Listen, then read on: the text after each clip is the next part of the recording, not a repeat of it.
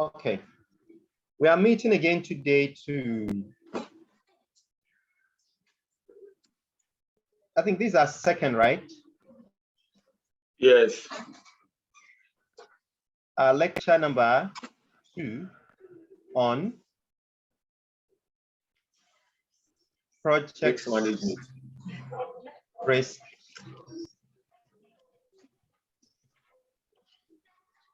management.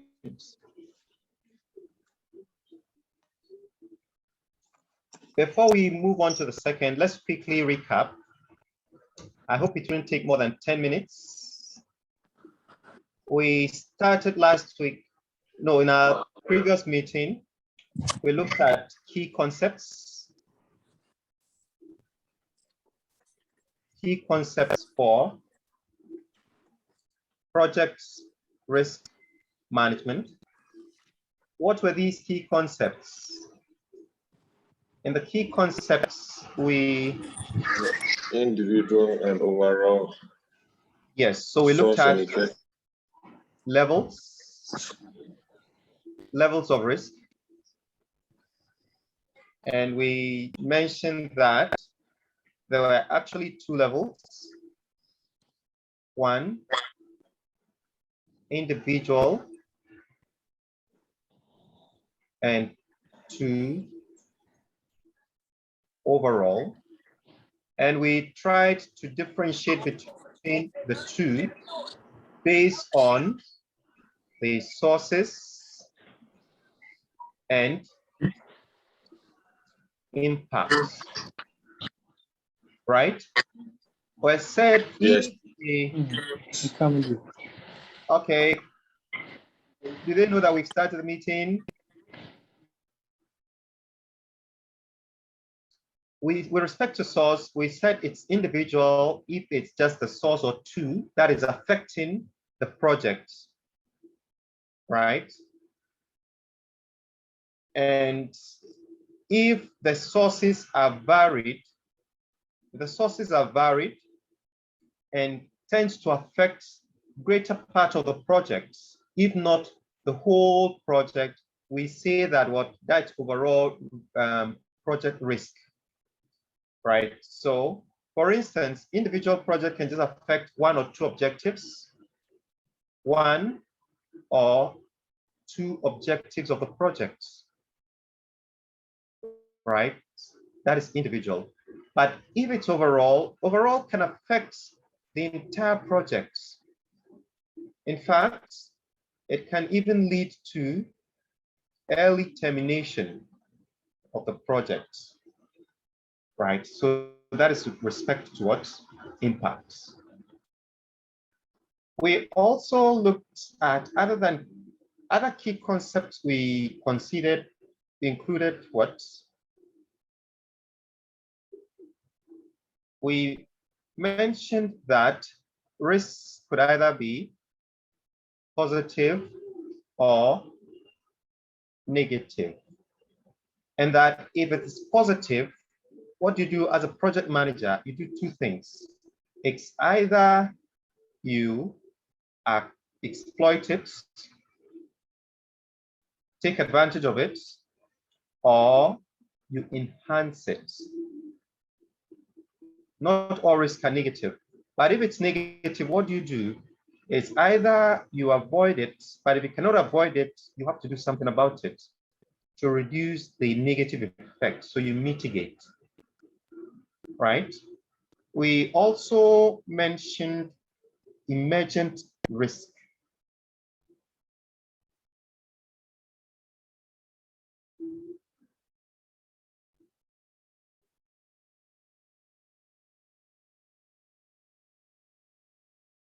Right?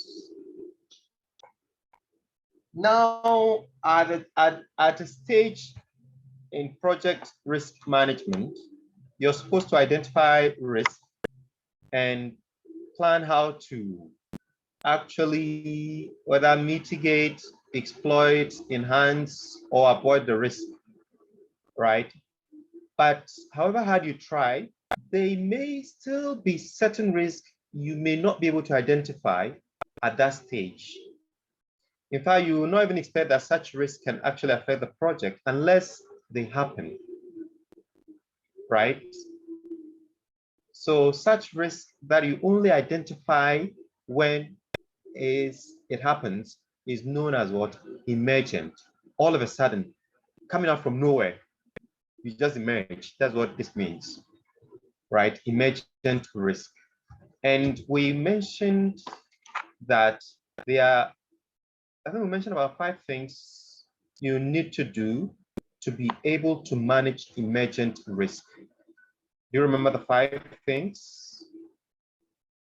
You watch the video, all the 5 things are there, we discussed them, right? We also made mention of events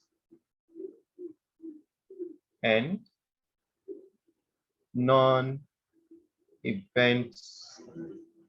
risk. Under this, we made mention. I can't join the meeting, please assist. Rose says she needs an assistant. She's struggling to join the meeting. Let's see how we can assist her.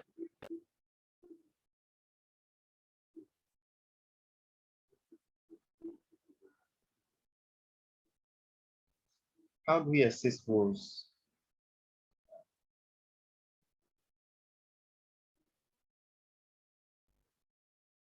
And join the meeting. Oh, you see, the link I sent her, she did not see the link because it means that she has not saved my number or her WhatsApp. She has not saved. You see, all the messages I've sent her, it's only one click. So the problem is that Roslyn hasn't saved my, oh, okay. So I'll just need to copy this and paste for her.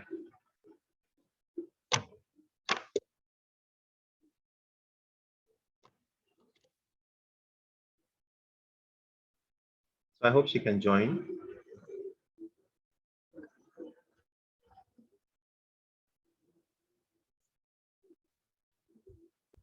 Okay.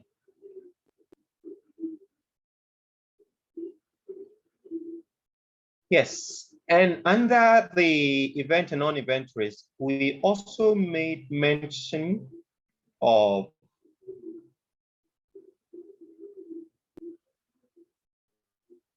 variability. So you just need to go back and watch the video. Variability and what else? There's a second one we mentioned. Can you remember? Ambiguity. Yes. Are these types of event risk or types of non-event risk? They are non-event risk. Okay, and we saw examples, right? And we also made mention of project resilience.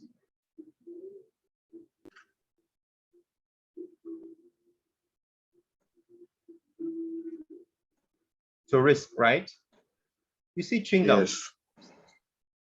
You can stretch it as far as you want, is that right? Yeah. That's what we're referring to. Because of this, let's link this emergent risk to project resilience, right? Now, the project should be such that irrespective of the risk, no matter the intensity, no matter the effect of the risk, it should not terminate the project. In fact, that risk can stretch the project as far as it can stretch. That project should be resilient enough to withstand risk, especially emergent risk. The ability for a project to withstand emergent risk, right, depends on a number of factors. And those are the 5 factors here. You can go back and watch the video. So we did mention all of this, right? Okay. Yes. Good. So that is a quick recap. And other than the key concepts for projects risk management. We also started to discuss the processes.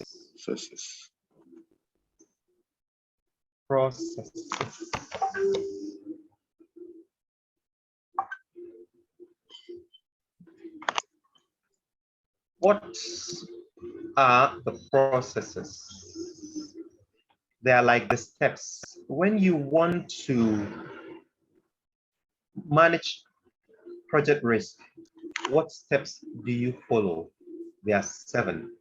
These steps are called processes. So I just choose to write steps. Step 1, you have to first of all plan risk management. Plan risk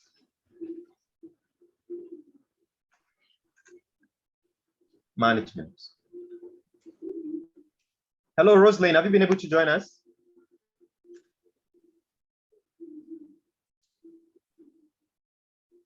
Yes, sir. Okay. Do you know why you're not able, you know why you are not able to join? No, please. Okay, you have not saved my number. Oh, I've saved your number.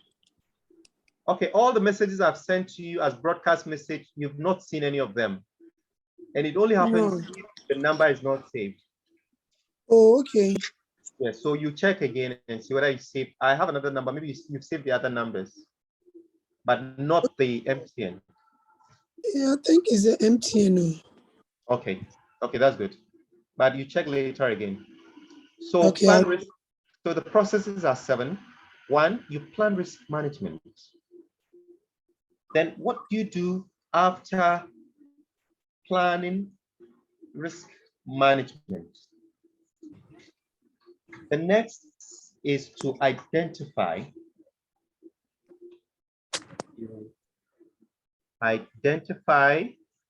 risk. I also ask, I've forgotten the name. 2 people were supposed to join us today. Are you here for the first time?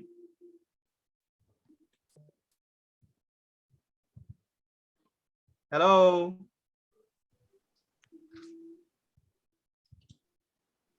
Two people are supposed to join us today for the first time. Are they here?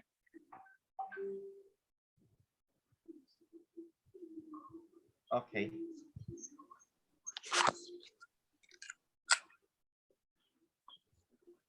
Three is perform quality risk analysis. So once you identify the risk, what do? You perform risk analysis. But we are breaking this risk analysis into 2. First, to perform qualitative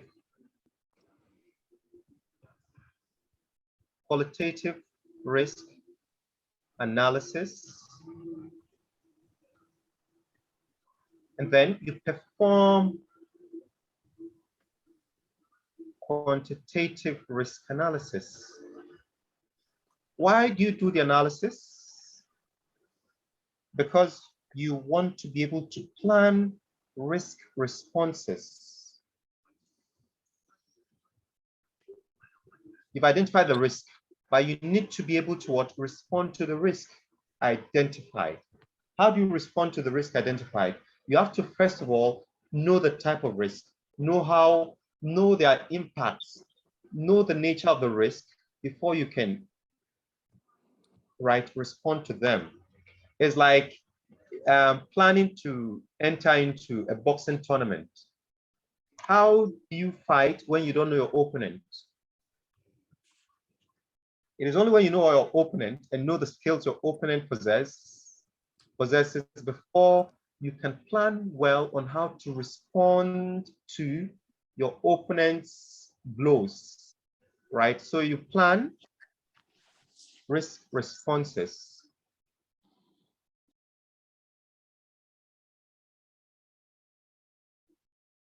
Six, once you're able to plan risk responses, you now move on to what? Implement risk responses.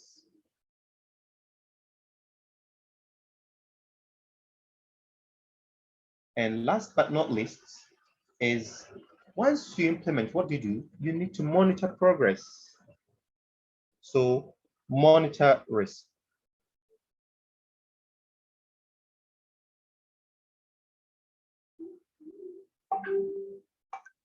That's it.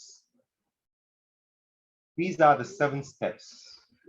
We're now going to pick them one after the other and discuss.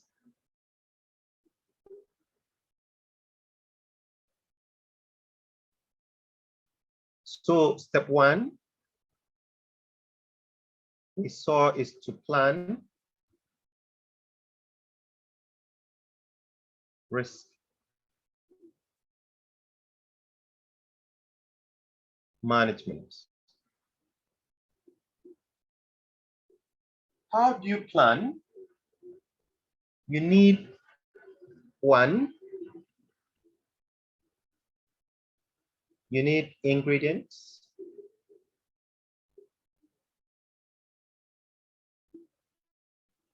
You need your utensils, and then you serve your dish. Is that right? With respect to project management, for all the knowledge areas, we are going to refer to that ingredient as inputs.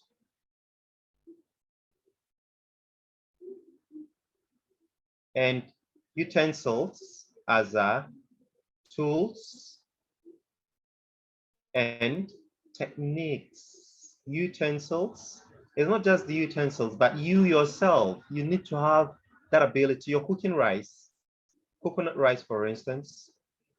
Apart from the ingredients, right, and the utensils you're going to have, yourself, you need to have that skill, right, before you can produce a very good dish, right? So that utensil is what we refer to as the tools. And you yourself and every other person, the skills you need, we refer to as what?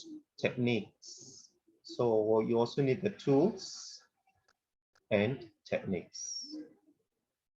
Tools and techniques. Remember, you want to plan risk management. It's like cooking fried rice. And then the other one is your outputs. In the end, you're cooking fried rice. We need to smell, see, taste a very delicious fried rice. So let's go back. What are the inputs we need to properly plan risk management? We need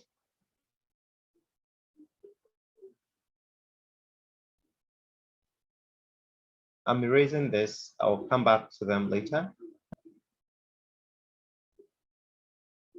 We need 1, you need the project charter, very important. You need the charter. You need 1, project charter. Why do you need project charter? In fact, what do you need in the project charter? What do you need in the project charter? Remember, in the project charter, you mentioned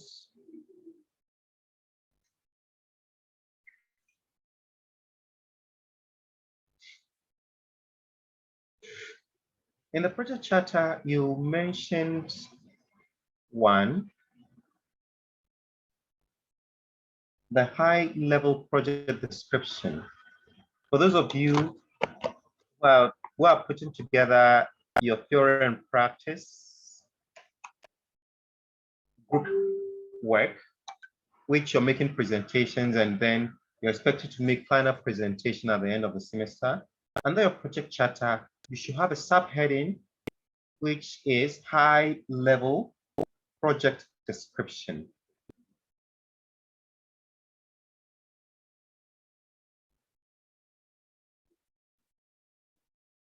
and boundaries.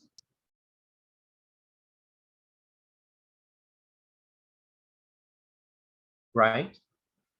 Under this high-level project description, you're basically describing, is like you're given a general scope of the project and describing the boundaries within which this project is going to exist. Now, a critical look can give you a hint of the kind of risk you're likely to encounter with respect to these particular projects. So this aspect of the project charter is very important when planning risk management. Two, there's also a unit under the project charter that is referred to the high level requirement.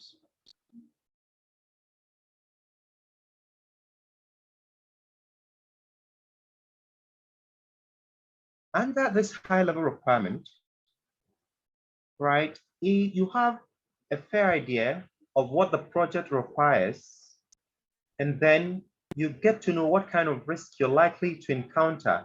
Some of the project requirements might pose certain risk. For instance, you may require certain funds, huge funds, and you don't have that much. You're hoping that you're going to generate enough funds for the project, say from China. Now, China may disappoint you. That becomes a risk, a very huge risk, because that might even be an overall project risk, because it might end up terminating a project if the funds are not forthcoming. And so all of this you need to mention in the high level requirements. There are other items you mentioned in the high level requirements that might be source of risk. Talking about source of risk, before we continue, right, there's the need to, okay, let's finish describing this, then we can go back and talk about the sources of certain risk. So one, you need a project charter as an input. Two, you need project management plan. Project management plan. What in the project management plan do you need? In planning project risk management, right? There are certain, in fact, the all approved subsidiary management plans should be taken into consideration. So all approved subsidiary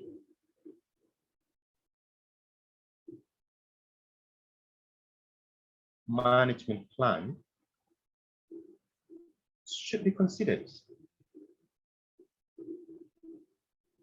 because this would help you to plan your risk management and be sure that whatever risk management you undertake should be in consistency with other plans that have been established for the project. It should not go against, it's like, say, you have the Constitution of Ghana and you have certain bylaws, right? No bylaw should supersede the Constitution, right, of Ghana. I don't know if I'm saying it right. You're all doing law, right? The same thing with project management. You have approved subsidiary management plans, right? For which risk is just a subset. So it means, right, that your plan risk management should be such that it shouldn't go against other approved subsidiary management plans you're having, right? So there's a need to make reference to this project management plan while planning risk management. There's also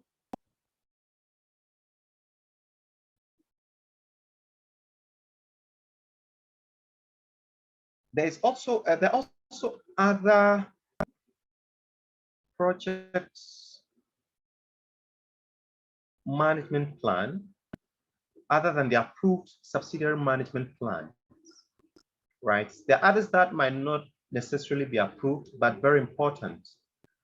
So you make reference to the methodologies outlined in the other project management plans, such that it will aid in planning your risk management. As easy as A, B, C. 3, I think let's differentiate this with color. 3, this is 1, 2, 3, you need project documents. Project documents.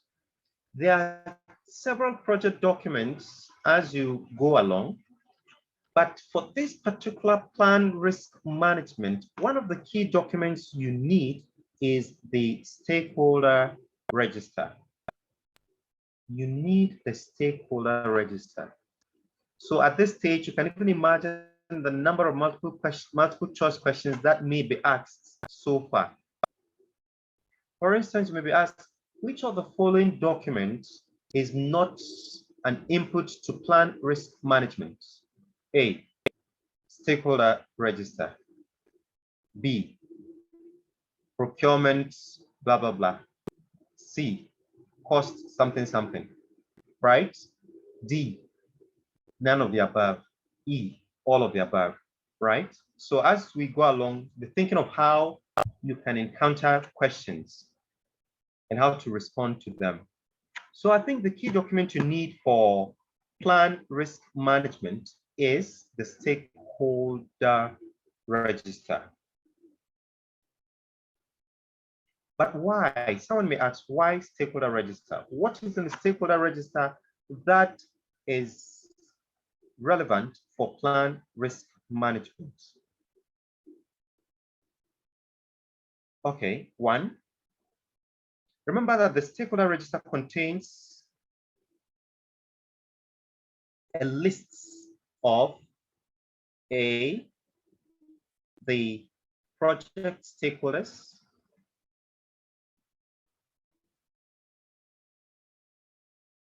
it contains their roles and responsibilities,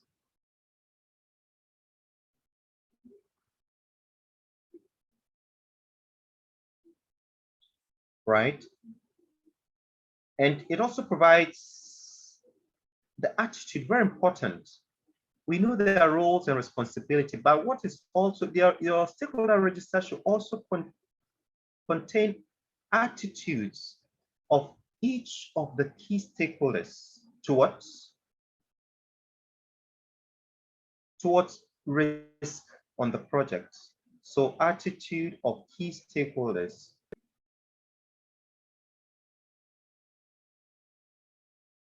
towards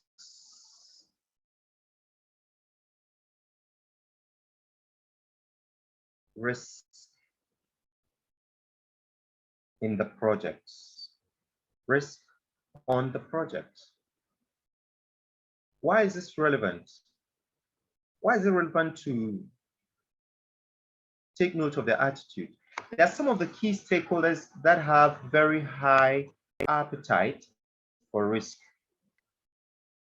So I've mentioned another one, risk appetite. It means that these stakeholders are not afraid of risk. In fact, they are people you should be looking out for anytime you think your project is entering into trouble, right? Because these people are not afraid to take risks, and they are not afraid to step in at any time to help resolve issues relating to certain risks, right? But some other people shy away from risk. So such people want to avoid. risk. So you need to note them so that you not give them too much responsibility such that in the end they disappoint you.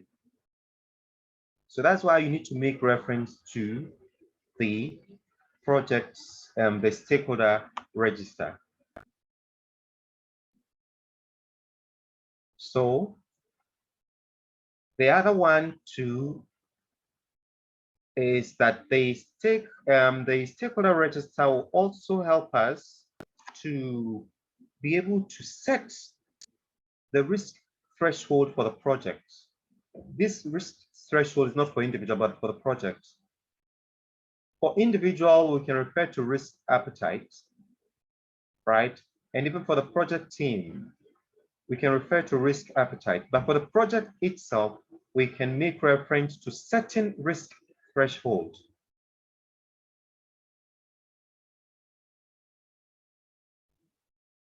Hope my spelling of threshold is correct. What this means is that for, okay, Davis. Okay, what this means is that, right, every project should have a risk threshold. Beyond a certain threshold, that project is in trouble, right? So you should be able to know the threshold, risk threshold for a particular project. So you as a project team, you know, okay, once we reach this threshold, anything that comes up is beyond our control. Let's push it to top management. In that case, what are you doing? You are attempting to escalate the risk.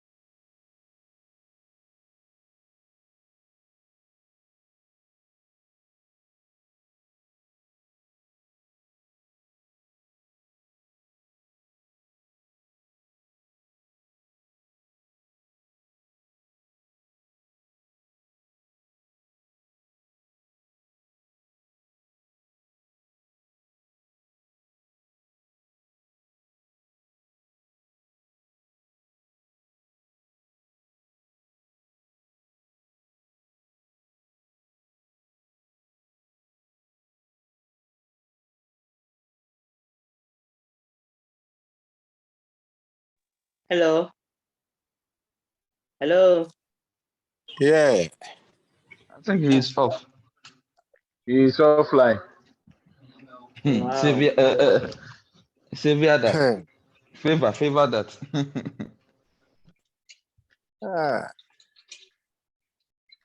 As usual. I think today we should ask for you risk management past questions, or he should set some of the MCQs for us so that we start learning now. It's very good. It's very helpful. It's very laudable because the one we did, it was difficult to. Yeah. It was very difficult. Here's scope. The scope, no? Scope something. I've realized that the past questions, the more you solve, the more you cover the book. Yeah, it's true. Also, now we've been out. And then you refer to the books. It helps. The earlier, the better.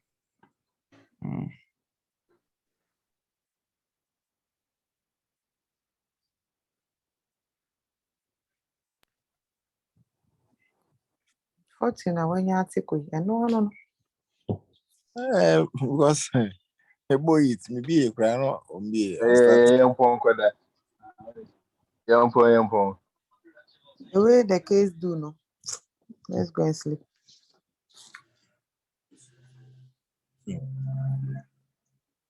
And I was on no one going to come also. Yeah, me I met you. I might say consumer I have.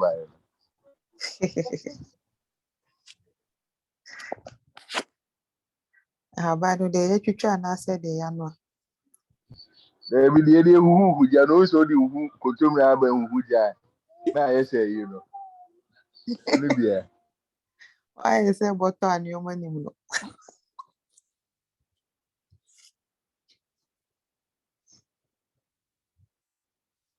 Hey, what's you, Mr. O'Brien? What the me that's what finance say question na kai no. Who the but money answer go call YouTube channel on your question.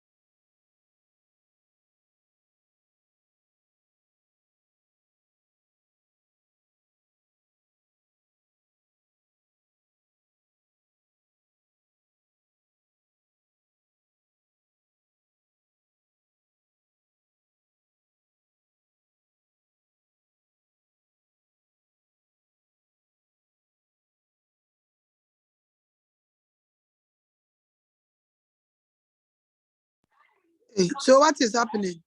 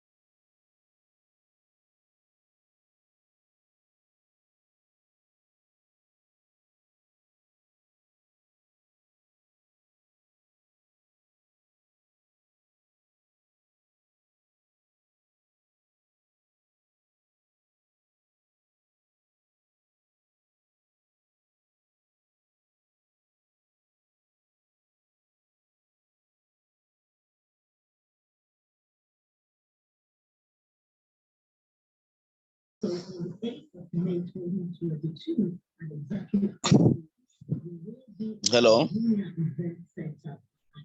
Hello? Hello?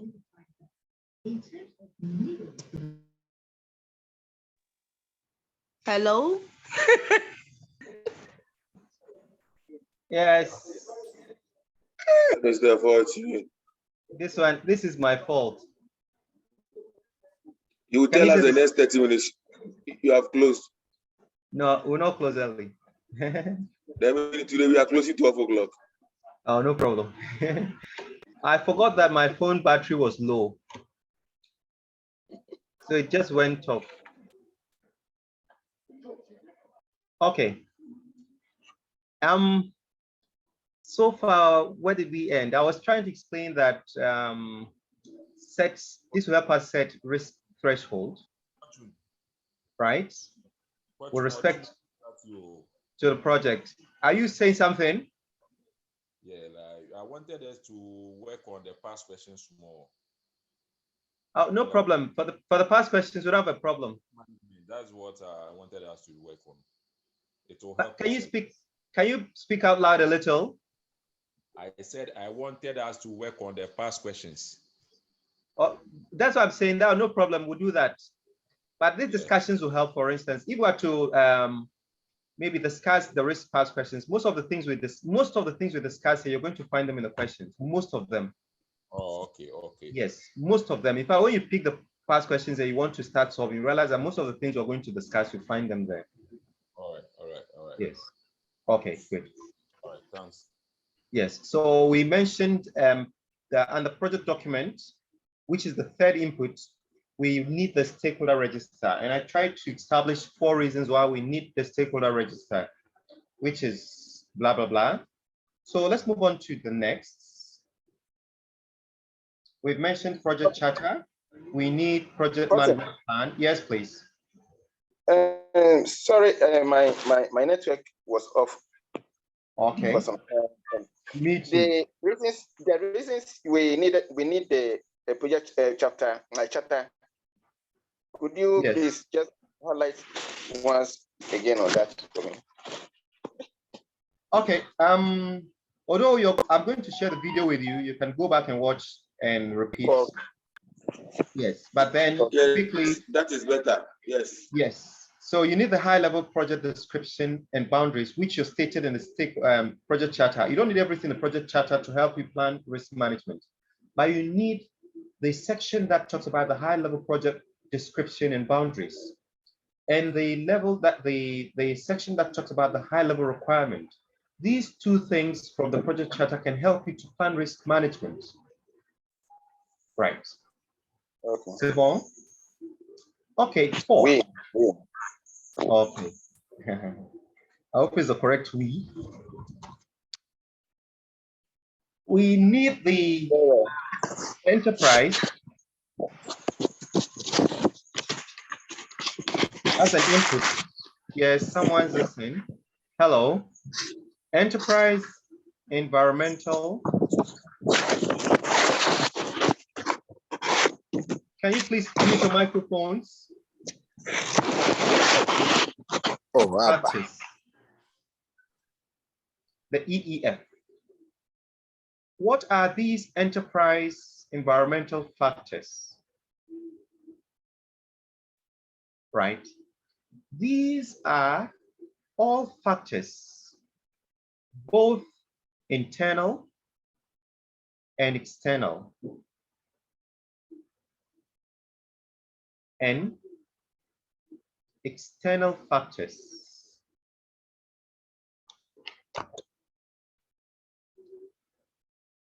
Factors likely to affect the outcome of any project. Again.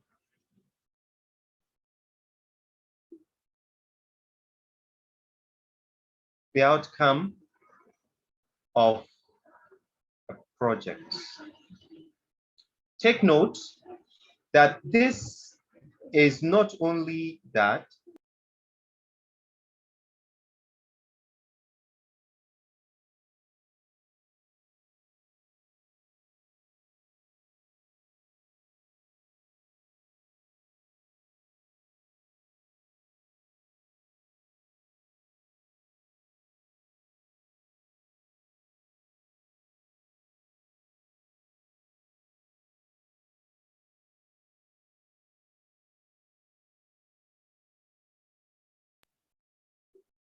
okay, sorry.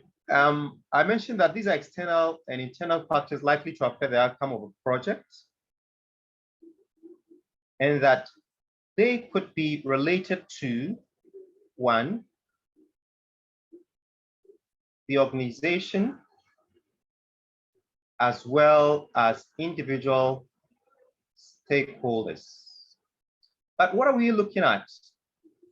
We are looking at 3 P's and 1 L plus 1 L. What are the 3 P's? 1, all policies. 2, all practices. And 3, all procedures. As well as 4, legislation likely to affect the outcome of a project. For instance, in one of the meetings I had previously, I cited what? How policies at Stanchart, right, which may be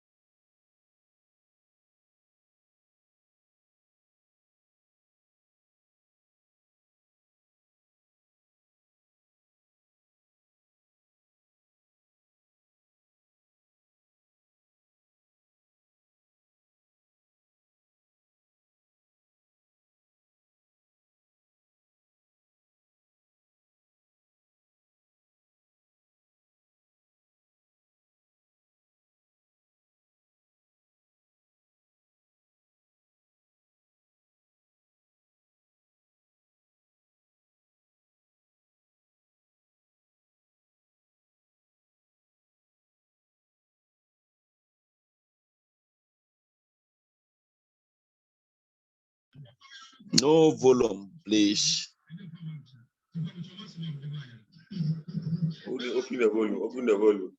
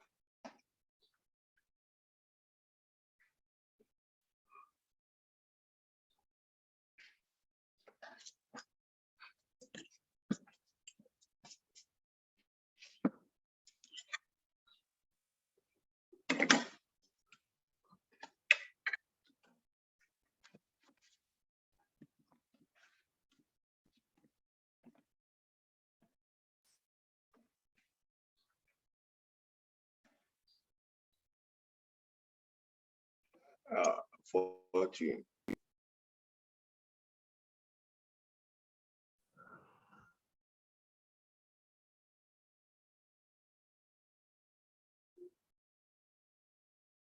okay. I went off and I'm back. So I was explaining with respect to policies, how Stanchart and UBA might have different policies on approaching risk, right? And how that can affect the way risk management is planned. That is at the organization's level, right? There are certain practices by Stanchart which might be different from UBA. There are certain procedures that may affect the way risk is planned and managed, right? And also in the banking industry, for instance, there are certain legislations which are external to the organization that might affect the way risk is planned. Risk management is planned. But let's look at the stakeholders, individual stakeholders. Now, I also cited example, imagine in a team of 7, right? 3, in a team of 7, right? 3 are Christians and 4 are Muslims. Very strong. And they insist that maybe every day or at a certain point, they must, especially Friday, they don't have to miss their Friday prayers. Meanwhile, your client, right, has booked a meeting. A client who just traveled all the way from, say, Nigeria or from Canada has booked a meeting. And it happens that this meeting can only take place from, let's say, 8 a.m. to 3 p.m., after which they go back to their various destinations. But these 4 team members they insist that nothing will stop them from partaking in their prayers. And this can happen in such a way that it might even disrupt a whole lot. So what happens in that case? What do you do as a project team?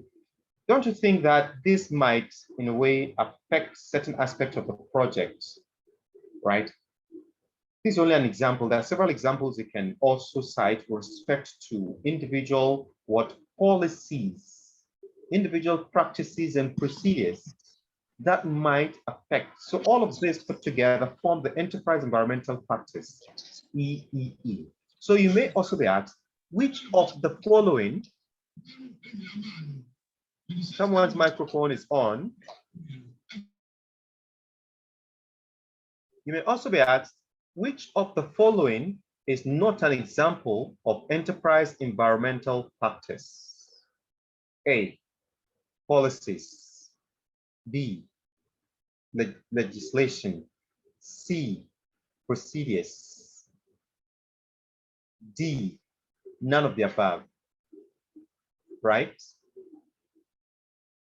Or maybe all of the above, excluding blah, blah, blah, right? So take note. Now, you need enterprise environmental factors as what inputs to planning risk management, because you need to know the policy of the organization for which you're planning risk management for. You need to know their practices, you need to know their procedures, and you even need to know outside that, the various key stakeholders in the project, you need to also know their policies, their practices and procedures that may, in one way or another, affect the outcome of the project. Now, 5.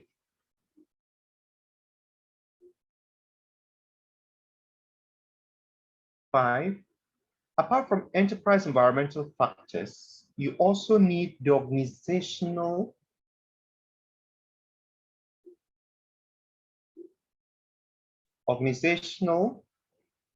process assets. How do we explain this? The OPA. Let me cite an example.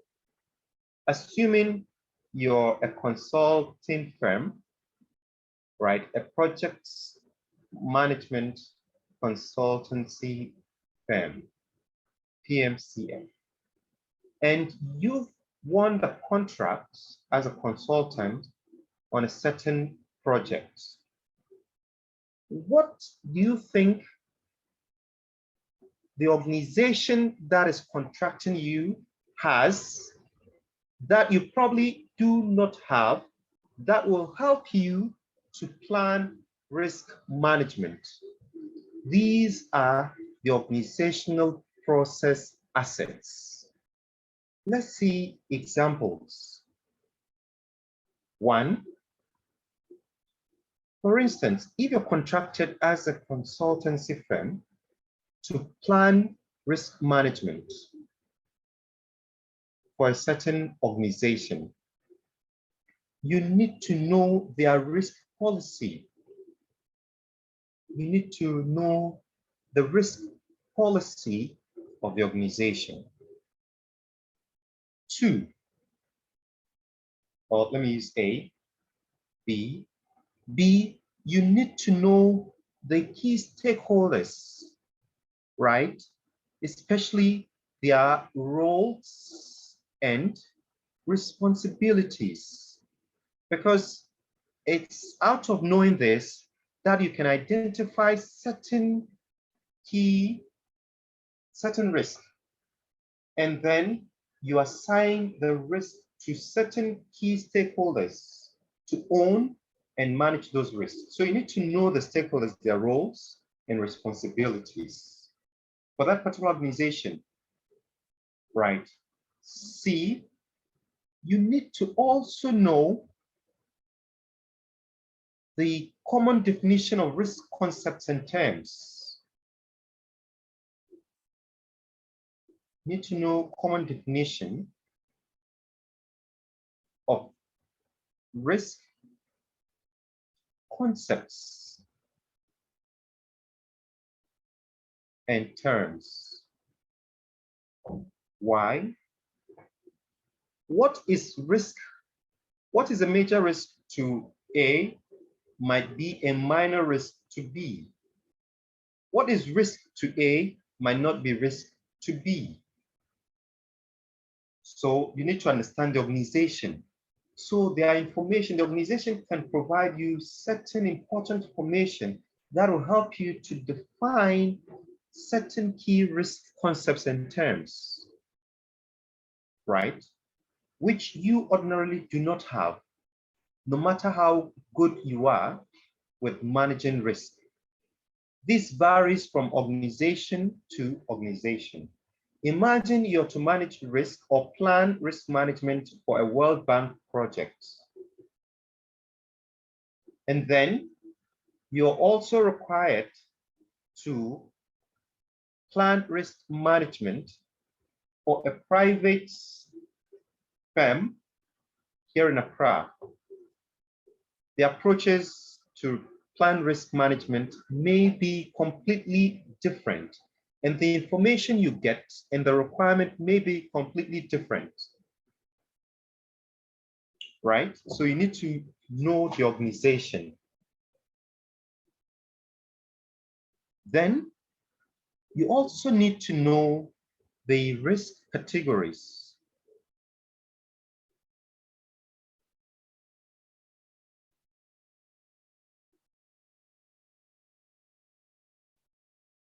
Right? You need to know the risk categories for this particular organization. And at this point, there's a need to mention the risk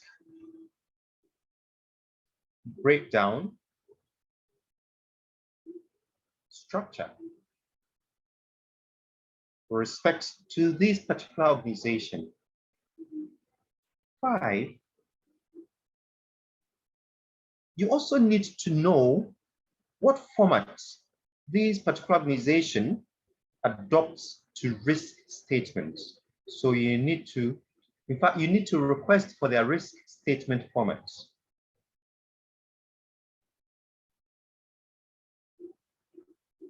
6,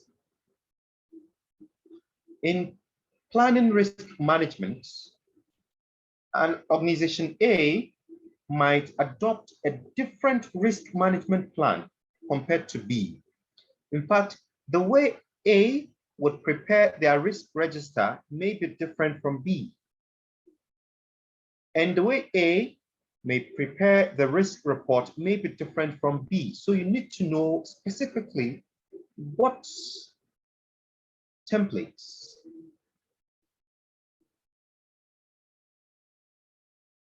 for risk management plan. So think request for template for risk management plan. Even though there's a general template you can find in project managers. How many of you have downloaded this? By now you should all have it. Project managers book of forms.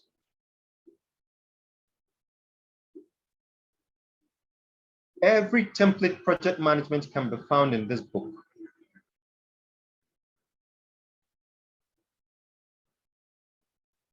Look out for it if you don't have it. I can share it with you later. Then you also need the risk register templates for this particular organization in case it's different. Then also the risk report templates.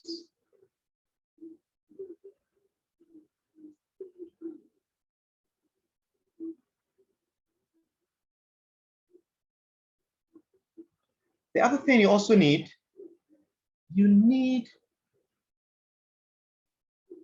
to know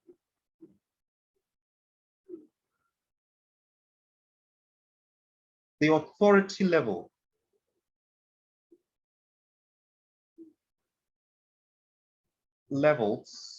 for decision making. Why? For this particular organization. Now, the authority level for decision making at the World Bank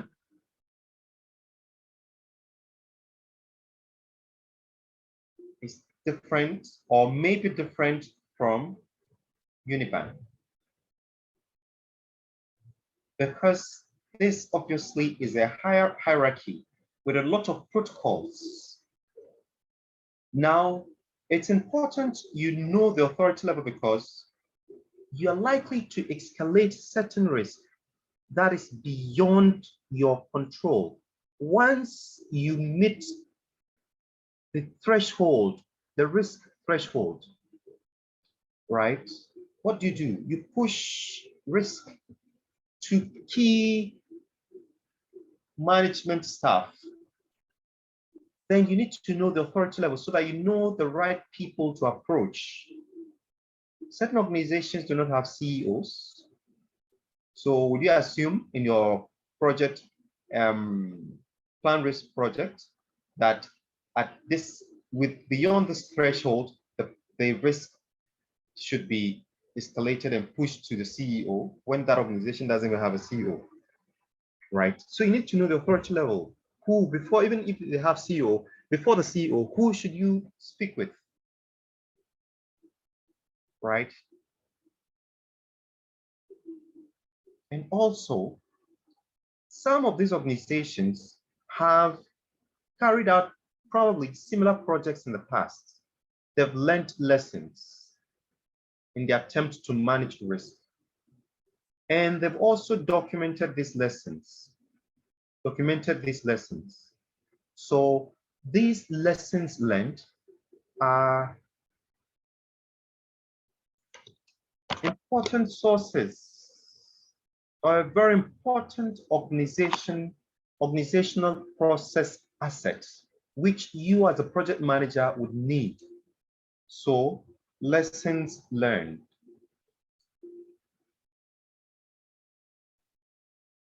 Repository.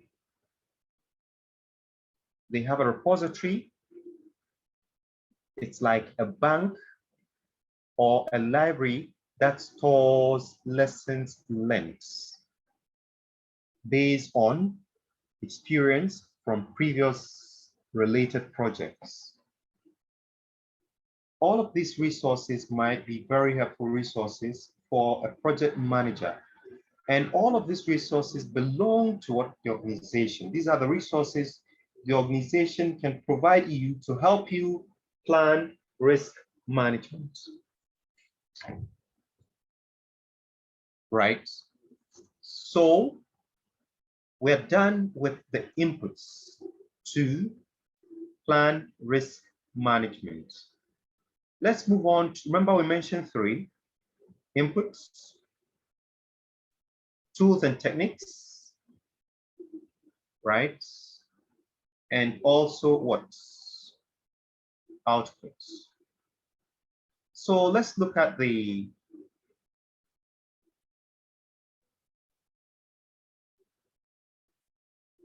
tools and techniques. We're still under step 1, which is plan projects plan risk management.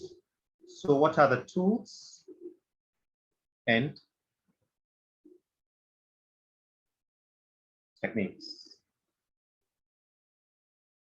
There are three, according to our Project Management Bible, the PMBOK.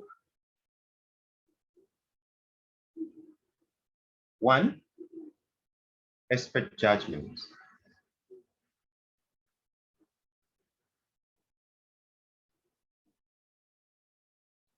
Why do you need expert judgment as a tool? One, there are certain people or group of people with specialized knowledge or training in the type of risks that are likely to be encountered on projects in the same area.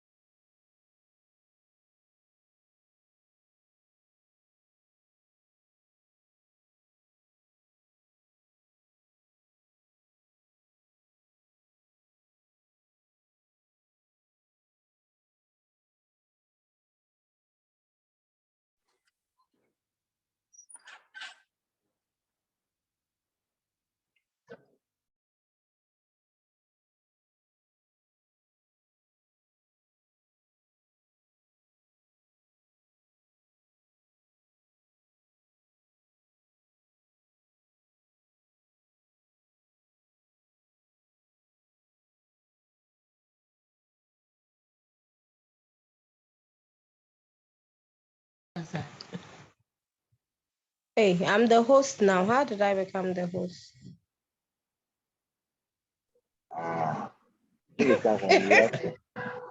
Ask for Maybe you want you can take over. Please take over from where? Transfer of risks. Transfer of risk with them. escalation of risk. Now where is he?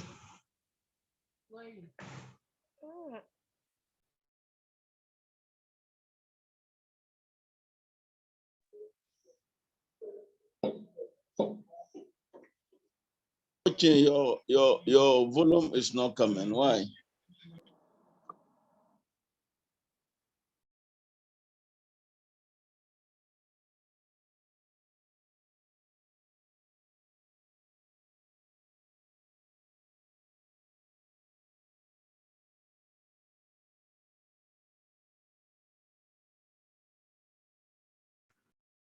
Hello, are you there?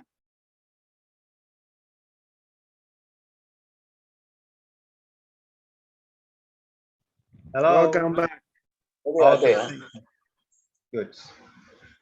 So I was making reference to tools and techniques. We need expert judgment because these are people, individual or group of individual with specialized knowledge on the type of risk. Remember, type of risk likely to be encountered in a particular project. Right? Before then, I was mentioning that as a project manager, you manage procurement, you manage costs, you manage risk, stakeholders, a lot. In fact, considering all 10 knowledge areas, you manage these areas, right? Which are related to projects. You may not necessarily be an expert in any of the area, right? So there are certain people that may know better how to plan risk management than you do, especially when it relates to certain kind of projects you and the team is not well vested on. Imagine, let's say, a drilling project, oil drilling project or thing like that, and you've not worked in this area, but you have won the contract to do that, what do? You can seek expert judgment, right? To help you tell you, okay, these are the type of risks based on experience. We are more experienced in this area. Based on experience, these are the type of risks that you're likely to encounter. So take note of them. One, other than the type of risk, right? These people may also have worked with that particular organization you're going to work with, right? Assuming you're not with that organization, but you want contract to work with them. But so you need to find out what are those experts that have worked with these organizations that have experience with them, so you can seek their judgment, right, on how to tailor risk management to the specific needs of the project, right? How to tailor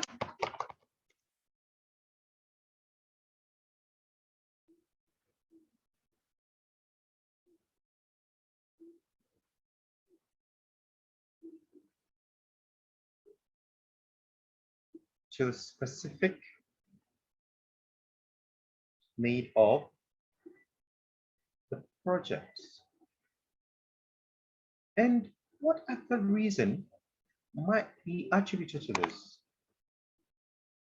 Remember, we've mentioned organizational process assets. There are some experts that may know the risk policy for, say, Stanchart or UBA better than you do. Why? Because they have experience with working with UBA, right? They know better the roles and responsibility of some of the key stakeholders that might be involved with this particular project because they have worked on similar projects before, or because they have more experience than you do, right? So with this particular one, you need these people because they are familiar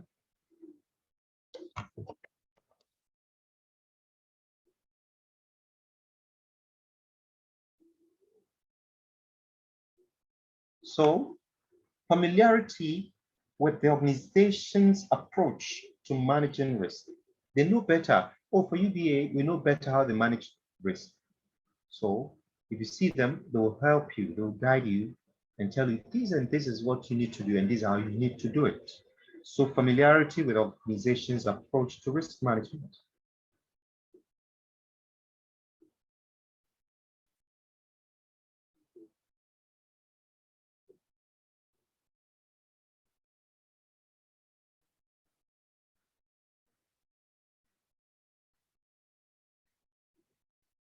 Right. Other than expert judgment, what other tools or technique do we need here?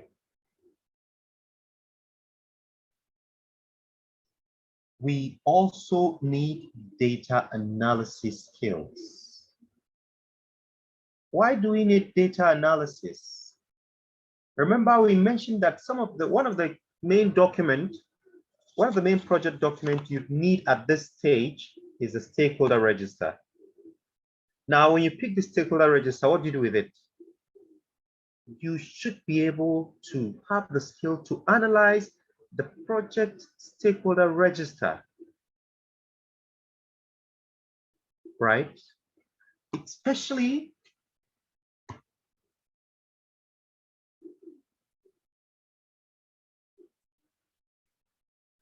to determine, we've mentioned already, especially to determine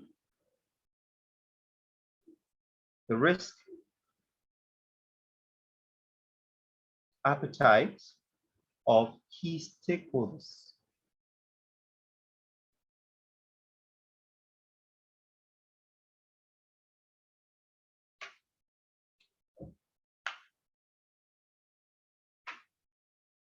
Right? Okay. Later, we're going to look at this stakeholder analysis in detail, right? In fact, it's a very interesting area. And then the third one is meetings. Why meetings?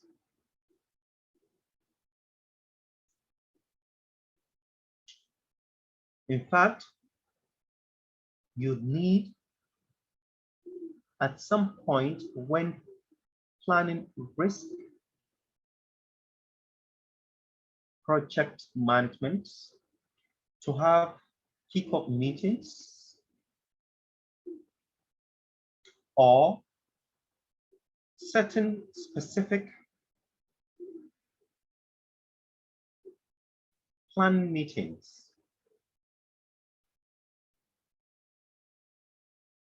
For instance, you may have to organize a meeting on planning risk management.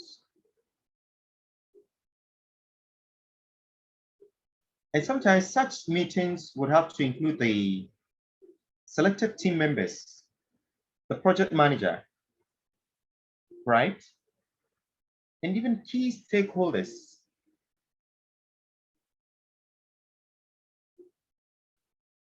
And those are internal, but even externally, you may see the need to invite certain contractors to the meeting, subcontractors, even regulators, as well as customers and even procurement organizations, right? And sellers that might be interested in the project. All of those people we just mentioned later are the external stakeholders.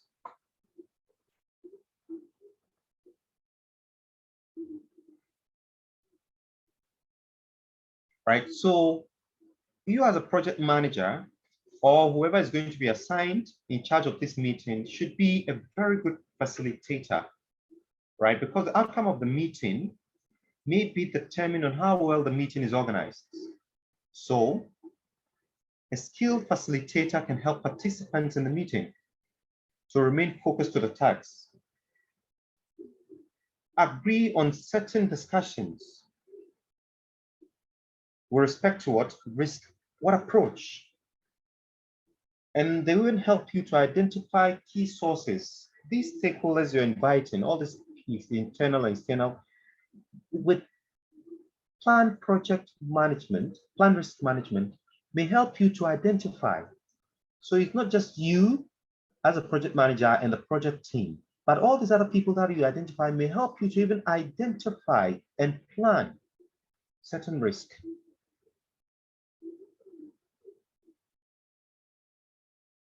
And even dissolve any disagreement that may arise later on. Because if there's a problem that arises, right, you may, some stakeholders might not want to agree, right? But because you've involved them right from the onset, you call them to a meeting, which they were part, and they all agreed, they put heads together. So anytime there's a problem as a result of, say, an emergent risk, it shouldn't be so much of a problem because these people are already aware. They've stated clearly what role they're likely to play in case there's a problem relating to a particular risk, right? So there is that need to be able to organize and properly facilitate meetings, right?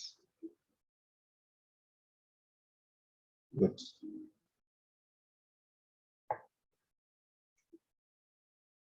So that's it with the tools and techniques. Let's look at the third aspect. Remember the third aspect we mentioned, what output. What are you going to show? What are you going to produce to show that you've actually planned risk management properly, there's only one thing you need to show, and that is the risk management plan. So the third one is the output.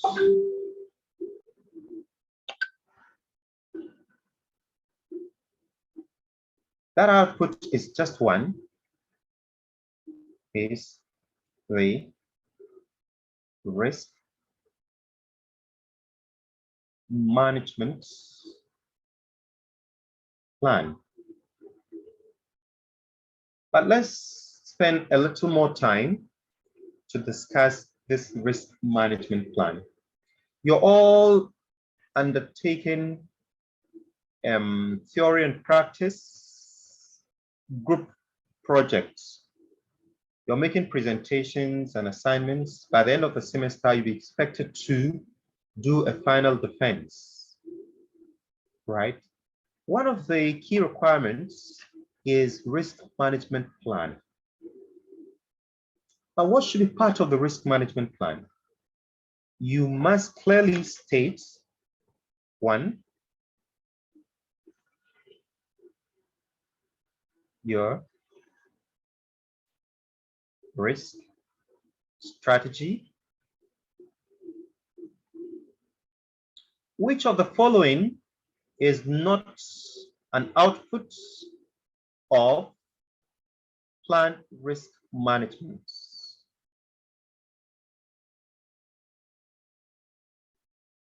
Methodology. You must indicate your methodology. You must indicate roles and responsibilities.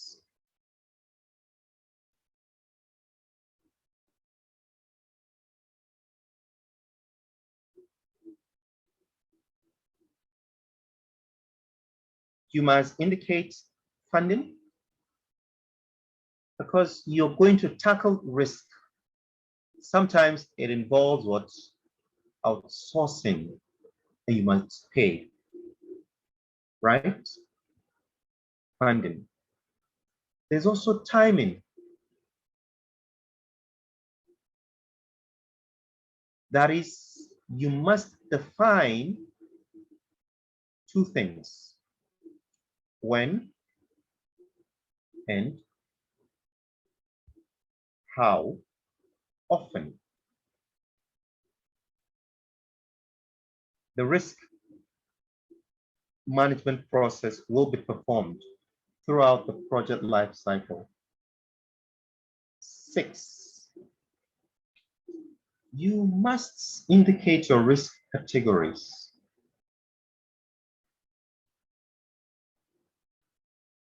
What do you mean by the risk categories? They are basically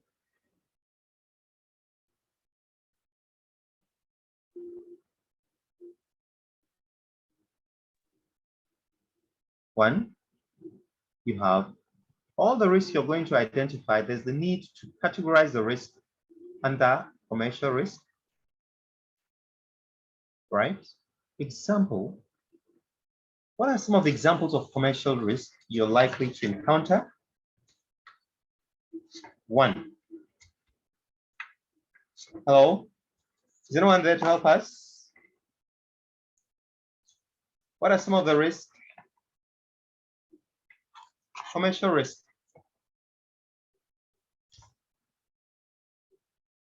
Are you there? Inflation. Inflation. Okay, that's good. So we can put inflation under what? Don't you think we should put that one under external risk? Okay, you may be right.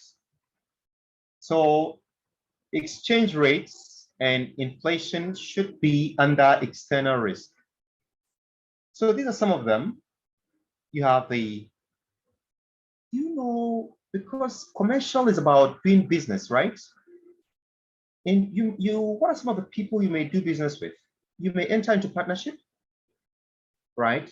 So a certain source of risk might be from your partnership and joint ventures. Partnership and joint ventures. You work with subcontractors, right?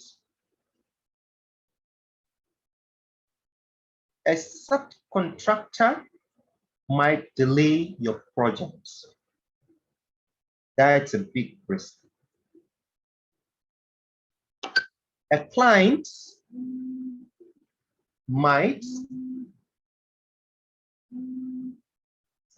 or customer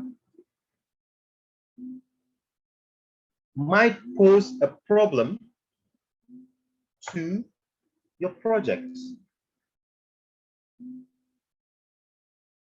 Agreed? Yes.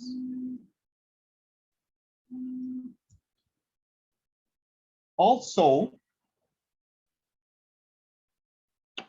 a supplier or vendor might pose a very big risk to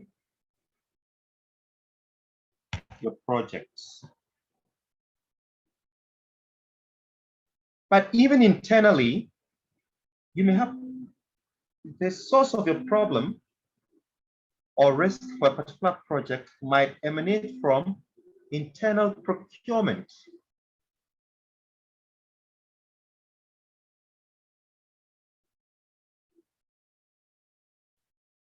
As well as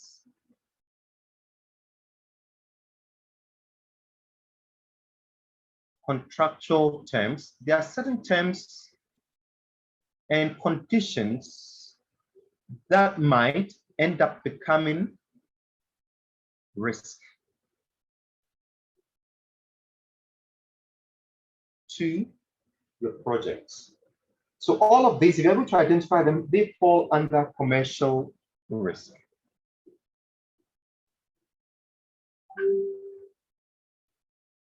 And we might also have external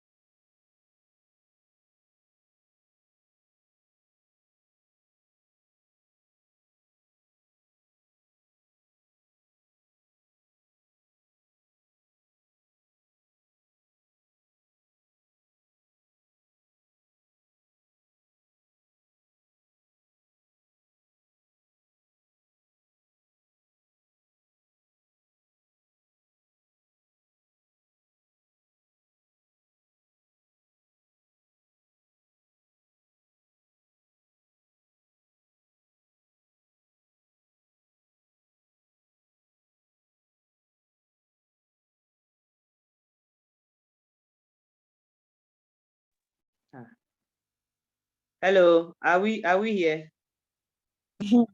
Yes, we are here.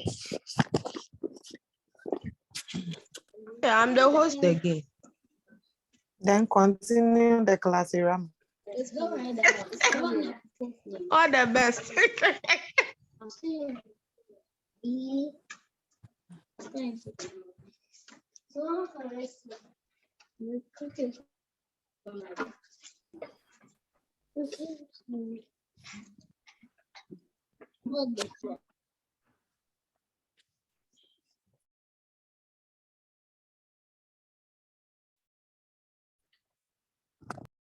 Okay. As mentioning, my network went off. I'm back gladly. So exchange rates, and someone mentioned inflation. We can add inflation to this. These are external risks. Now, sometimes even the weather or the environment can be a source of risk.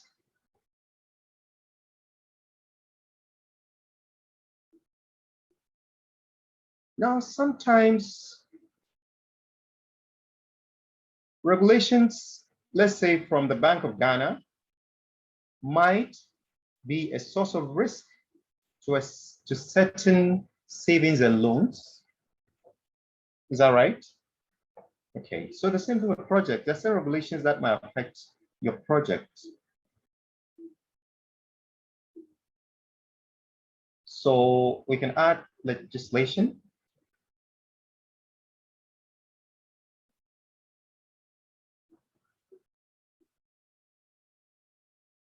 And externally, there are certain sites or facilities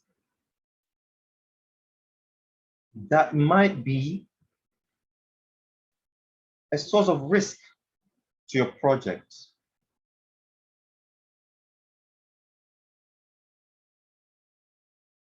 And sometimes another source of external risk you're likely to face would come from what? Your competitors. So all of these are external to the project. Remember, we're still talking about the risk categories. We can move on because there's no space here. We can move on to add. Some of the risks could be management.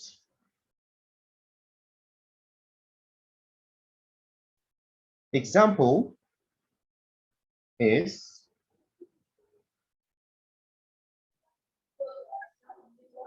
communication.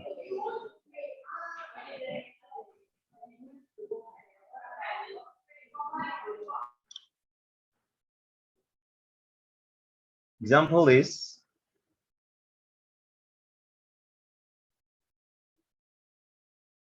communication with respect to management. Poor communication can pose a risk to your project. Poor resourcing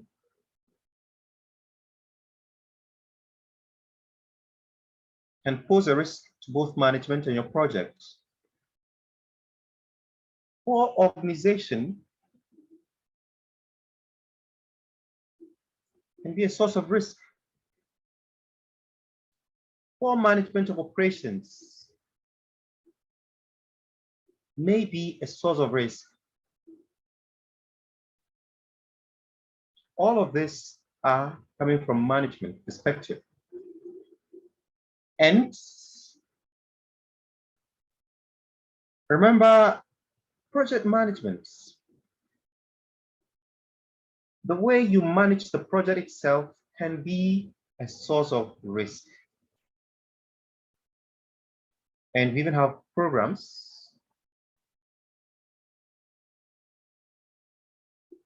So program management, remember, it's not just one project.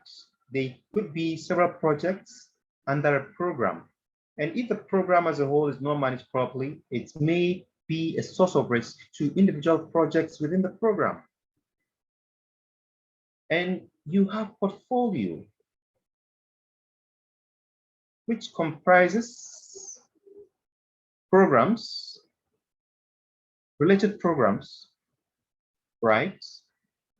Now, if the portfolio is not managed properly, it might be a source of management risk to your project, because the project is a subset of a program and the program is a subset of the portfolio. Right. So these are some of the examples of management source of risk. There is also technical risk.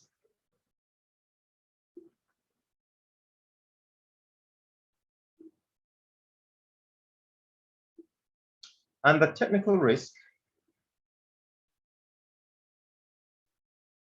this has to do with technicalities. This has to do with individuals in the project team, experts, right? And processes. So it has to do with individual processes related to the project. For instance, a source of risk, a risk can come from a poorly defined scope. So scope definition.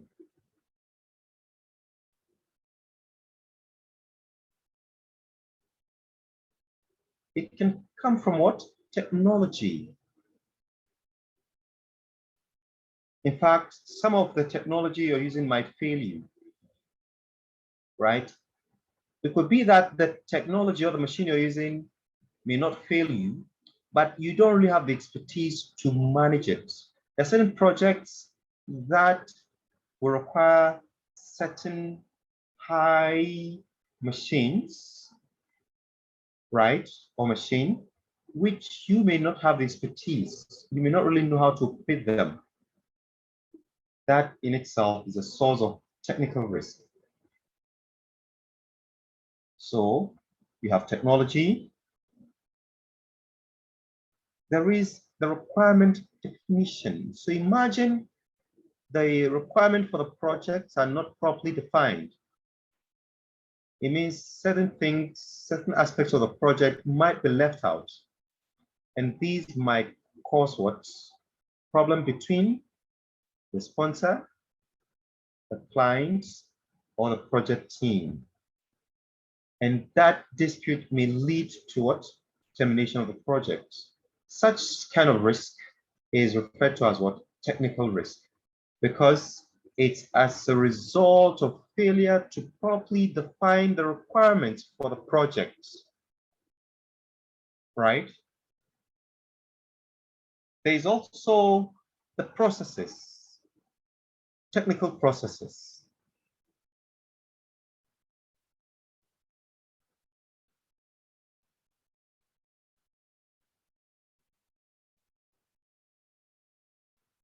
Right? You can add them. So this is what we refer to as the risk category. So in your risk management plan, we should have a section that categorizes the various risks you're going to identify. In the meantime, then 7.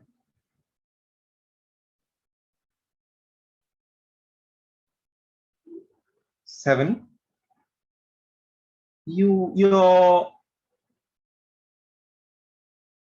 risk management plan should include stakeholder.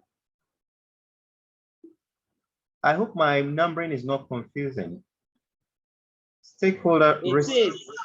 It is, yeah. It is. Yes. So let's see how I number It is. Let's go to the previous one. Yes, 6. So probably maybe under input, I should have made this one say A, B, C, D, E, F, and now G.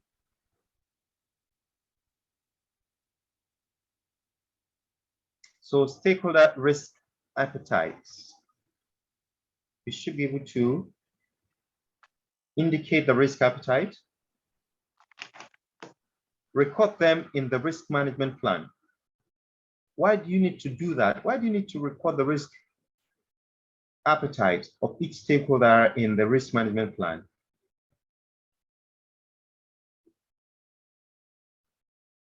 Okay, because it will show individual risk threshold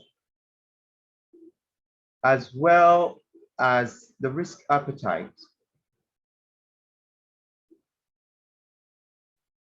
Right.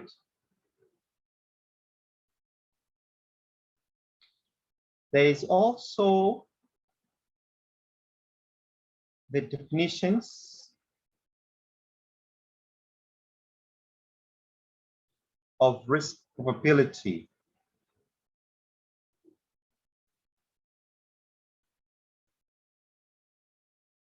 And impact. In fact, this should be under risk analysis, right? Impacts. Hello, Fortune. Yes, please. Please kindly hold on. I beg your pardon. We have stated under technical risk, Yes. technology, requirement definition. So the stakeholder risk, is it going under the technical risk or it is a topic on its own, a subtopic on its own? No, I mean that in your, we're looking at risk management plan. What should be part of the risk management plan? All of these we looked at, all of these commercial risk, external and blah, blah, blah. They are under the subheading risk categorization under the risk management plan. Okay. There are 4 of them: external, commercial, right, technical, and management, as mentioned here. So they are rather a subunit under which? Under risk categories. Yes, that's it. Okay, so this is the appetite and definitions of role of risk, probability, and impacts. Should be a section under risk management plan. In fact, your risk management plan should have all of this as subheadings. So here is where you're going to scale down the risk. You're going to scale down the risk. You're going to tell us the scale, whether that risk is a very high risk, right? Whether it's high, or whether that risk is just a medium risk, or if it's a low risk, or very low risk, or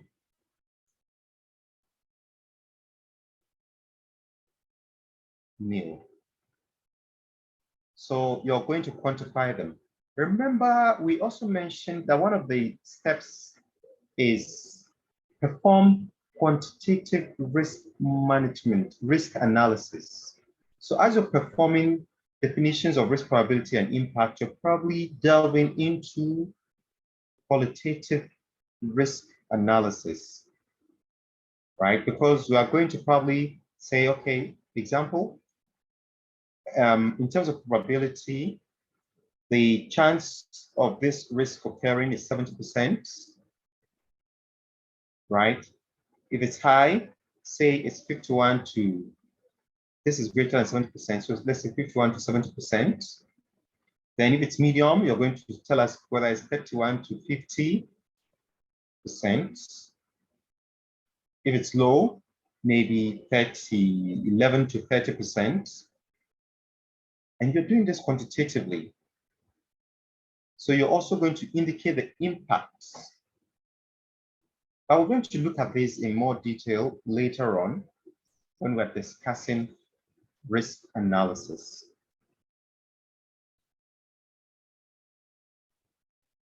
This is not all. There's also the probability and impact matrix. This is also analysis. Probability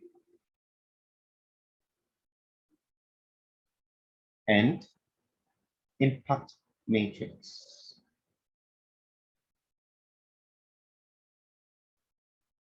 Where you're going to indicate the threats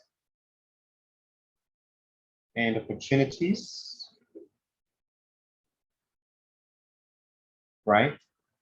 And then plot these threats and opportunities against probabilities. And ensures, obviously, that the threats would have negative impacts. And then remember, it's probability. So it's like plotting a graph. Vertically, you have probability, and horizontally, you have the impact. So if we look at this particular point, right? Let's say you look at a point like this. When we try to plot this against probability and the impact, you can see that this has very high probability of occurring. And if it occurs, the impact is very, very huge. Right. So by that impact could either be negative or positive. We're going to look at this. This is I, J. Your risk management plan should also have a reporting format. Indicate a reporting format for a risk.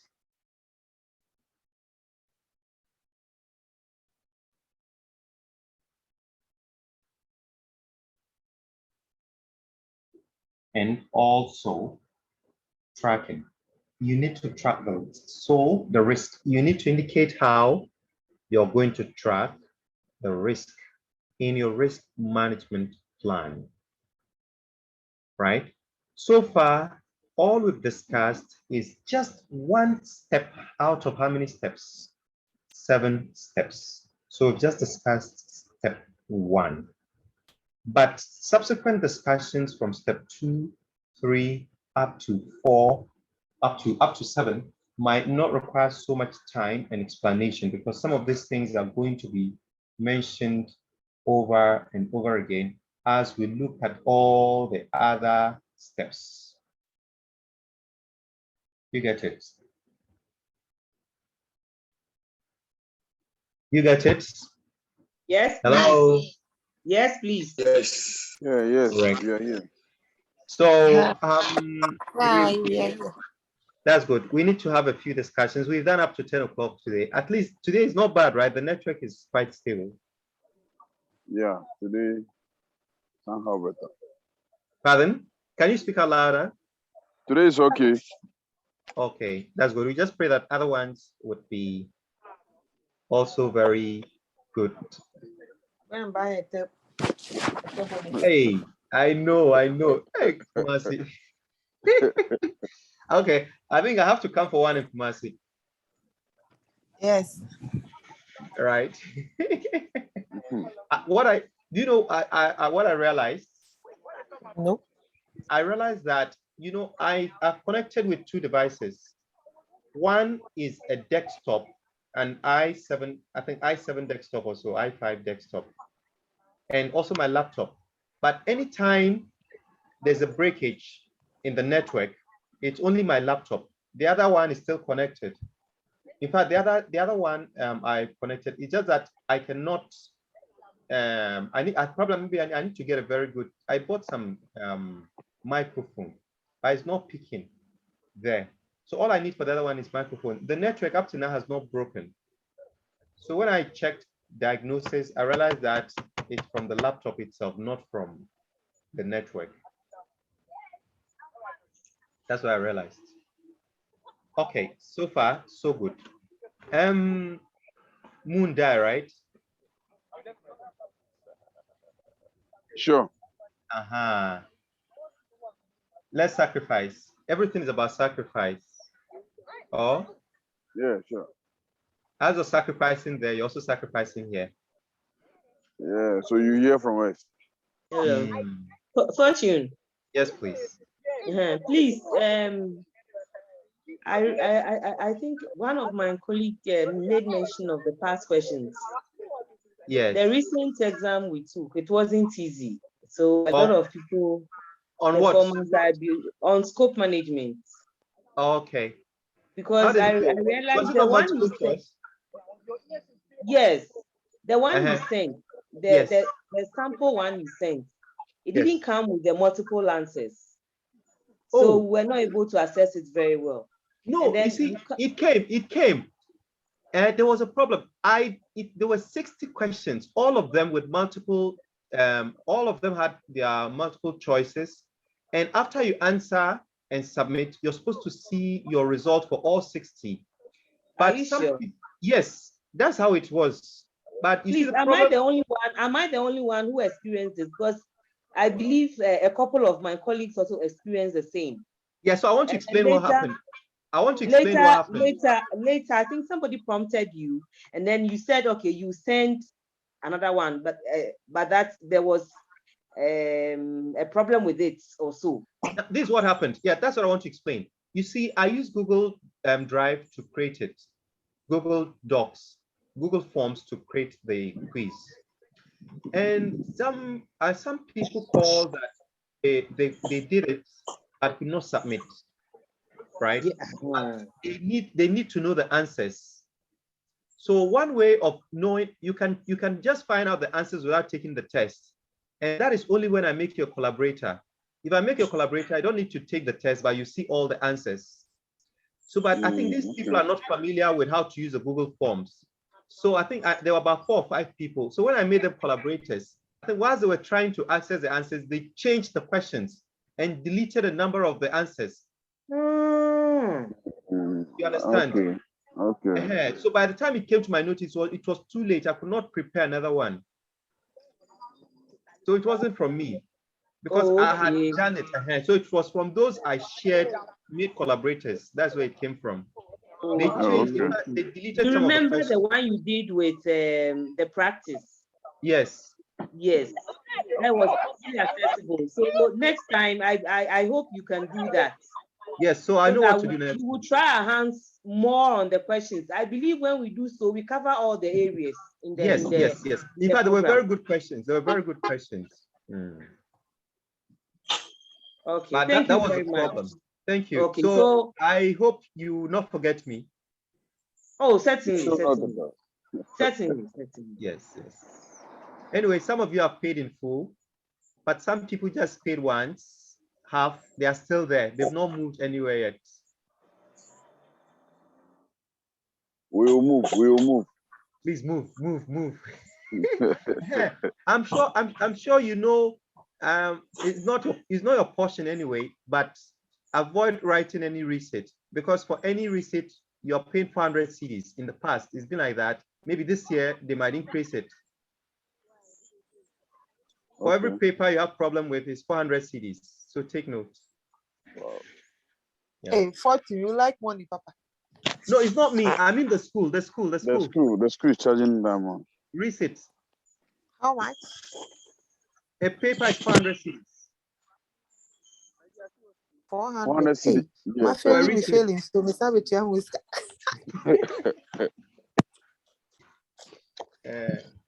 So what we're doing? Be failing, so me sabe tia whisker.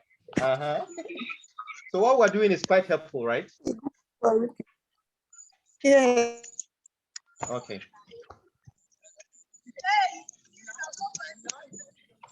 Okay, so good night. Please send something.